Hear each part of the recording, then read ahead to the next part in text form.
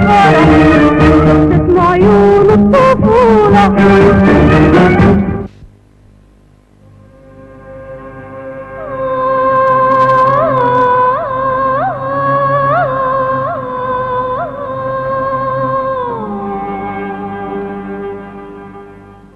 اجلسي هنا. عرفت الآن كيف تضيعين وقتك يا وريقة الحناء. تجلسين أنت هنا بينما نحن في الداخل نفعل كل شيء. الآن فقط انتهيت من التنظيف وكنت أرتاح قليلا. لعلمك يا وريقة الحناء، أنت اليوم لم تفعلي أي شيء بينما أنا وكرام فعلنا الشيء الكثير. سأنهي كل ما تطلبينه مني يا خالة، فقط أخبريني ماذا أفعل وأنا مستعدة. أريد أن تصارحيني بالحقيقة. أولا اجلسي يا وريقة الحناء. أية حقيقة؟ بحقيقة الذهب الذي أحضرتيه، من أين أتيت به؟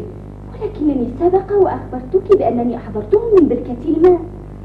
وبماذا تفسرين ما حدث لكرام؟ قلت لها أن لا تبحث عن الذهب في البركة التي يلمع ماؤها، ولكنها لم تسمع كلامي.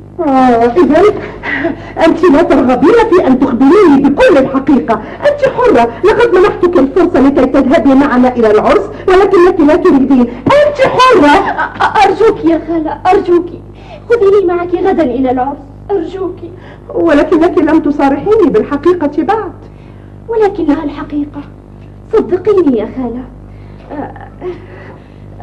أرجوك يا خالة، أرجوك خذيني معك غدا إلى العرس، سأكون مطيعة ومؤدبة معك دائما. اسمعي يا وريقة الحناء، بالأمس سافر أبوك وقد أوصاني عليك كثيرا، وأخاف إن أخذتك معي إلى العرس أن يحدث لك مكروه فيقع اللوم كله علي أنا. لن يحدث لي شيء يا خالة، لن يحدث لي شيء. سأبقى إلى جوارك، لن أرقص مع الفتيات، بل سأكتفي بالمشاهدة. على كل حال من اليوم وحتى الغد من يدري ماذا يمكن أن يحدث. أما الآن أتي ما أمرتك أن تفعليه وبسرعة.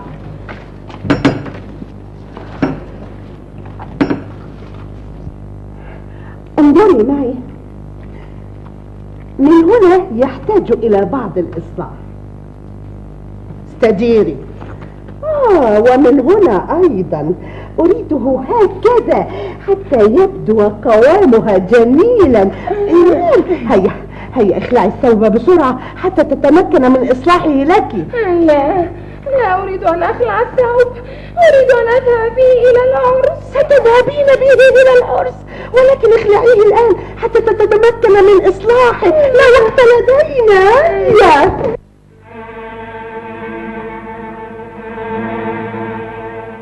وريقة الحناء، يا وريقة الحناء، ألن تصنعي لنا شرابا؟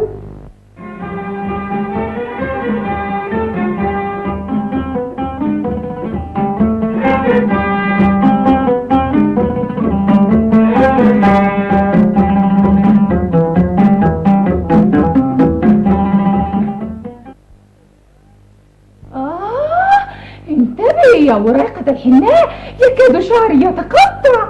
سامحيني يا كرام، لقد حدث هذا بغير قصد. أنا أعرف ذلك، فأنت تريدين لي أن أبدو جميلة، ولا يمكن أن تكوني قد تعمدت ذلك. كم أنا شاكرة لك يا وريقة الحناء لأنك تقومين بترتيب شعري. ليت خالتي ترضى عني وتأخذني اليوم إلى العرس. سألتها أن تأخذك معنا، فقالت إنك إذا انتهيت من عملك قد تفكر بأن تأخذك معنا. ألم ينتهي ترتيب شعرك بعد؟ ها هي جاهزة يا خالة. لقد حضرت حب الرمان وهي تسأل عنك يا كرام. إنها تنتظر بالساحة الداخلية، ولكن انتبهي جيدا لا تطيلي معها الحديث فليس لدينا وقت. علينا أن نزينك قبل أن نذهب إلى العرس. اذهبي يا كرام، هيا أسرعي.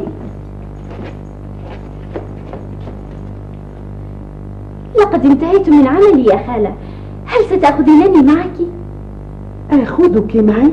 إلى أين؟ إلى العرس. لم أقرر بعد، فإنني أخاف أن يغضب والدك إذا أنا خالفته، فأنت تعلمين أنه أصر ألا تغادري المنزل أبدا أبدا أبدا. لن يغضب أبي إذا عرف أنني كنت معك. ومن يضمن لي؟ لا، لن أكون السبب في هذا أبدا أبدا أبدا. أرجوك يا خالة، أرجوك خذيني معك. لن يغضب أبي إذا عرف أنني كنت معك، أرجوك. لا تكوني لحوحة. قلت لن أستطيع، يعني لن أستطيع. ولماذا ستأخذين كرام إذن؟ ليس هذا من شأنك. هيا اذهبي إلى عملك وانتهي منه. لم يبقى هناك شيء أفعله، لقد انتهيت من عملي. لا، بل هناك الشيء الكثير. بعد أن تذهب حب الرمان عليك أن تساعديني في تزيين كرام. أين ورقة الحناء يا كرام؟ إنني لا أراها. إنها لم تنتهي بعد من عملها. ألم تذهب معكما إلى العرس؟ لا أعرف، تقول أمي إنها قد تأخذها، ولكن جميع فتيات المنطقة مدعوات إلى العرس. ها هي أمي، اسأليها اسأليها. تسأليني عن ماذا؟ ماذا يا حب الرمان؟ تسألينني عن ماذا يا ابنتي؟ كنت أسأل عن ورقة الحناء، فقالت لي كرام بأنها لن تذهب معكما إلى العرس. ماذا أقول لك يا ابنتي؟ إن ورقة الحناء تتصرف كالمجانين، وأخشى إن أنا أخذتها معي إلى العرس أن تتصرف أي تصرف تسبب لي الفضيحة أمام المدعوين. غريب هذا.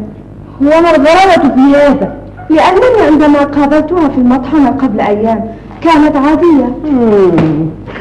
يا ابنتي، الإنسان يتغير من يوم إلى يوم. ألم تتأخري يا حب الرمان؟ أقصد يا عزيزتي، ألم تغيري ثيابك وتتزيني من أجل العرس؟ فعلا لقد تأخرت والوقت ضيق. سلمي لي على أمك. سأخبرها، سأفعل. ألم نذهب معا إلى العرس؟ حسن، فكرة حسنة. قولي لأمك إننا سنمر عليها ونذهب جميعا إلى العرس. سأخبر أمي لتنتظركما، لأنني أنا سأذهب فورا بعد أن أرتدي ثيابي. ولماذا تذهبين قبلنا؟ تقول أمي إنه من الواجب أن نساعد الخالة أم سعيد وأن نكون إلى جانب ورد الصباح. ليت كرام مستعدة، ولكن ثوبها ما زال عند الجارة. سلمي لي على أمك.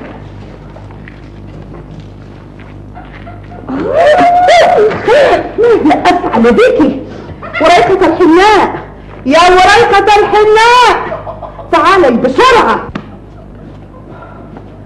اسرعي، اذهبي فورا إلى الجارة وأحضري ثوب كرام لعلها أعدته الآن. هيا بسرعة. حاضر، سأحضره فورا. يا لمصيبتي بك، هذه القذارة، يا لمصيبتي بك. ألم تري حب الرمان كيف هي نظيفة؟ إنها دائما نظيفة. وورقة الحناء ملابسها دائما نظيفة رغم أعمال البيت التي تعملها. أما أنت فلا أود لو مرة في حياتي أراك نظيفة فيها. لن أفعل ذلك ثانية يا أمي، سأصبح نظيفة. لو كنت نظيفة ومرتبة لأرسلتك مع حب الرمان إلى بيت خالتك أم سعيد لكي تساعديها وتكوني الآن بجانب ورد الصباح، ولكن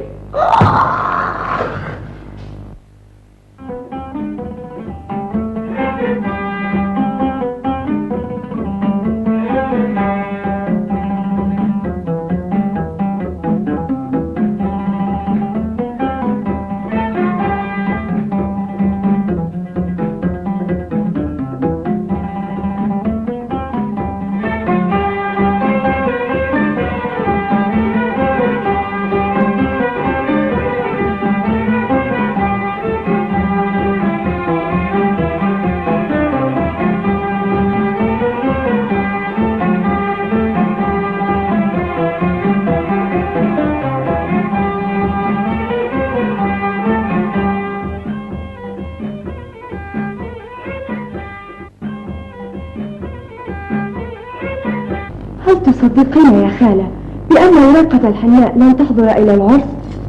ولماذا؟ هل هي مريضة؟ لا يا خالة، ولكن زوجة أبيها لا تريد أن تحضرها معها. مسكينة ورقة الحناء، سيفوتها كل ما سيجري هذا اليوم. ليتك يا خالة تكلمين زوجة أبيها عندما تحضر كي تسمح لهذا المجيء.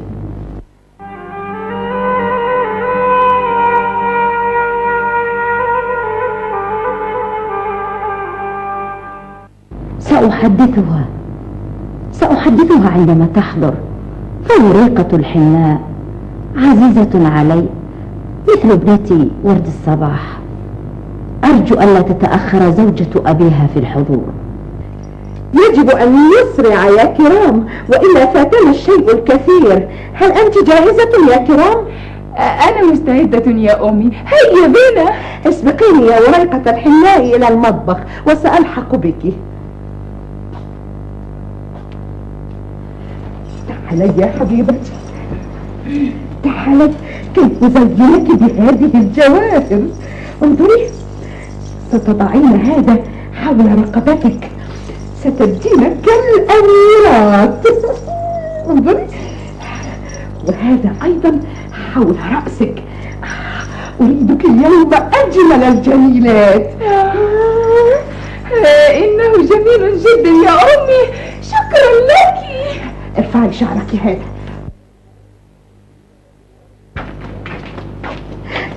انتبهي يا كرام حتى لا تفسدي ثوبك الجميل. لا تخافي يا أمي، لن أجعله يتسخ. وأنت يا ورقة الحناء، لو أنهيت الأعمال التي سأكلفك بها يمكنك أن تلحقي بنا في العرس. سأنهي كل شيء حتى ألحق بكما.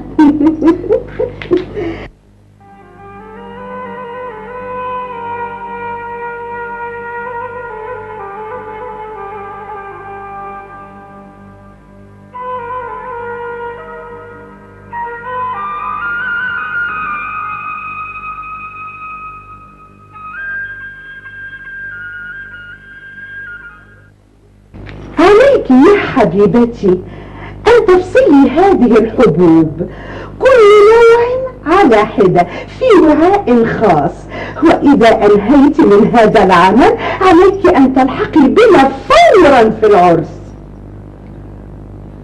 لا أظن يا خالة أنني سألحق بكما، لأن العمل الذي كلفتيني به يحتاج إلى 3 أيام على الأقل. ونسيت أن أقول لك أيضا رتبي الغرف وكذلك الساحة، وبما أنك لن تستطيعي أن تلحقي بنا سأغلق عليك الباب من الخارج حتى تكوني في أمان لحين عودتنا. هيا يا كرام.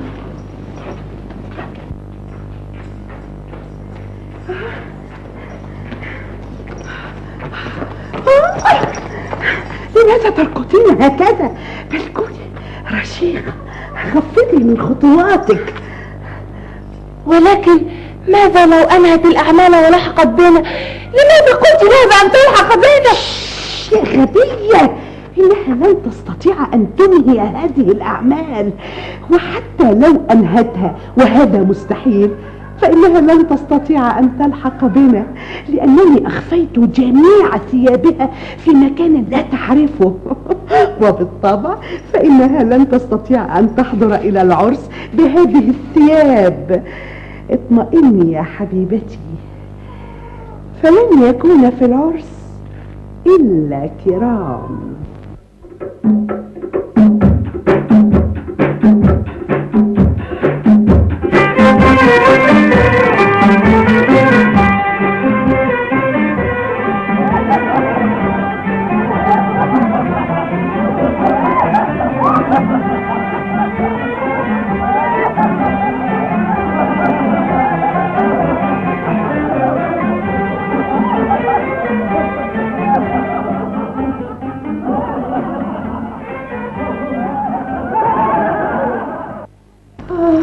كان بودي يا أم سعيد أن أحضر معي ورقة الحناء، ولكنك تعرفين أن والدها أوصى بأن لا تغادر البيت أبدا أثناء غيابه، وأنت تعلمين أنني مطيعة جدا ولا أستطيع أن أعصي له أمرا كما تعلمين.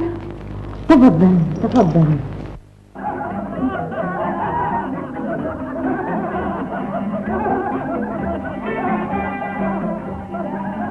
ألا تعرفين الرقص يا كرام؟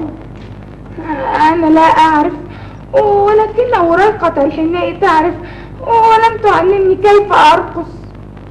على كل حال ستتعلم وريقة الحناء اليوم كيف يكون الأدب والطاعة.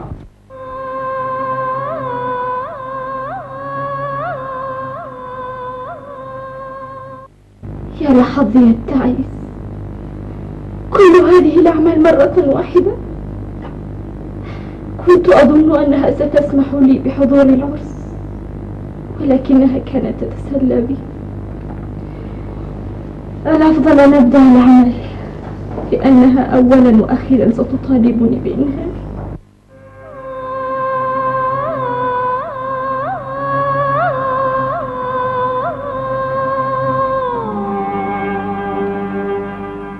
يبدو أن رؤيتي للأمير في الحلم كانت بديلا عن حضور العرس. انظري إلى الفتيات يا كرام، كم هن جميلات. إنهن جميلات يا أمي. هل أنت مسرورة يا ابنتي؟ نعم يا أمي، إن عرس ورد الصباح جميل جدا. ليتنا نذهب دائما إلى الأفراح والأعراس. عندما يدعون أحد إلى عرس فنحن لا نرفض الدعوة. مسكينة وريقة الحناء، لقد فاتها حضور العرس.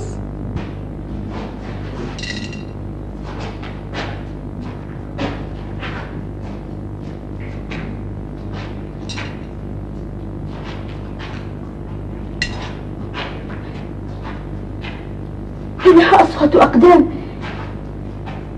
من بالخارج؟ لقد قالت زوجة أبي إنها ستغلق الباب جيدا، فمن الذي جاء؟ من بالخارج؟ من بالخارج؟